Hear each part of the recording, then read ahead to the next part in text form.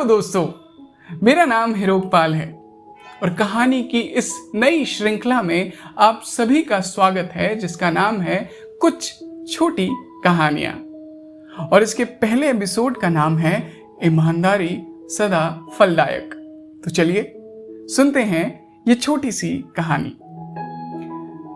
किसी शहर में दो फेरी वाले रहते थे। वह दोनों मोती की चमकीले आभूषण बेचा करते थे। उनमें से एक ईमानदार था और दूसरा बेईमान और चालाक। एक बार दोनों पड़ोस के शहर में अपना सामान बेचने गए। उस शहर में हीरो के सौदागर की एक बहुत बड़ी हवेली थी। अचानक व्यापार में घाटा हो गया और किसी कारणवश परिवार के सारे लोग काल के ग्रास बन गए। मात्र एक बच्ची और उसकी दादी जीवित बचे थे। वह छोटा मोटा काम करके अपना जीवन यापन करते थे। उनके घर के दरवाजे पर बेईमान फेरी वाले ने आकर आवाज दी, मोतियों की माला ले लो। बालिके ने फेरी वाले की आवाज सुनकर मचलते हुए दादी से कहा, दादी मुझे एक आभूषण ले दो ना। दादी ने उसे समझाते हुए कहा, बेटी हम लोग बहुत गरीब हैं, घर में खाने के लिए अन्न भी नहीं है, आभूषण के लिए पैसे कहां से आएगा? मैं तुम्हें आभूषण कैसे खरीद दूं?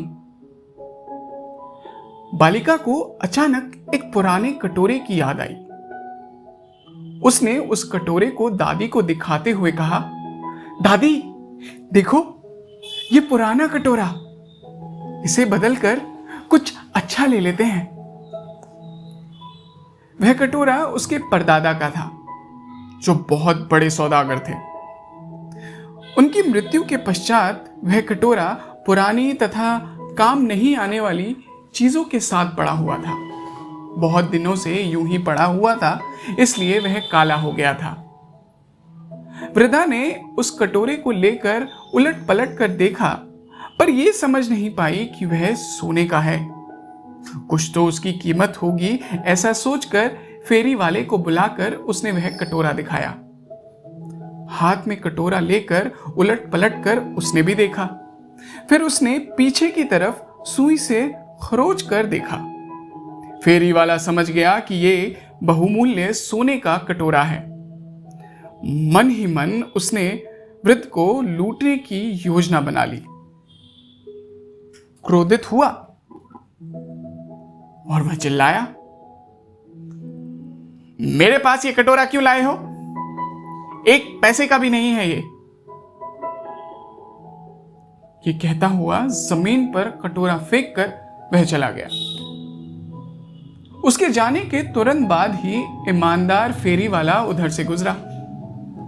घर के दरवाजे पर आकर उसने भी आवाज दी, मोतियों की माला ले लो। बालिका ने पुनः दादी से अनुरोध किया। दादी ने कहा, बेटी पहले फेरी वाले ने कटोरा लेने से मना कर दिया है, अब हमारे पास देने को क्या है?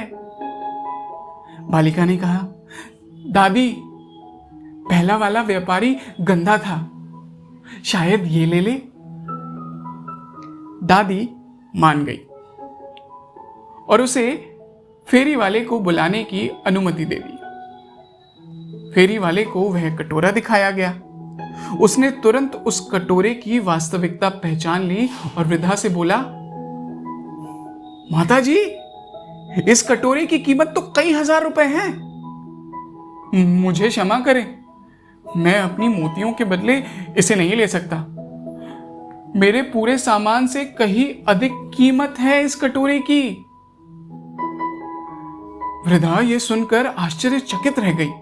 उसने कहा, श्रीमान आप ये क्या कह रहे हैं? आपसे पहले दूसरा फेरी वाला आया था, उसने तो इसका मूल्य एक पैसे का भी नहीं बताया था, उल्टा नाराज होकर उसे फेंक कर चला गया था।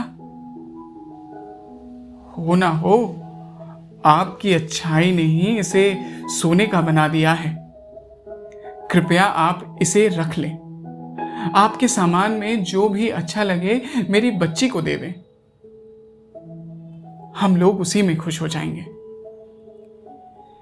फेरी वाले ने अपना सारा सामान और 500 रुपए उस कटोरे के बदले में दे दिए और चला गया। तभी लालची फेरी वाला वापस लौटकर बेमन से सौदा करने आया। उसने वृद्धा से वह कटोरा लाने के लिए कहा। उसके बदले कुछ देने को वह राजी भी हो गया।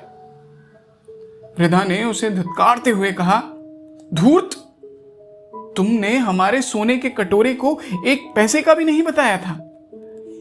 यह तो अच्छा हुआ कि हमने तुमसे सौदा नहीं किया।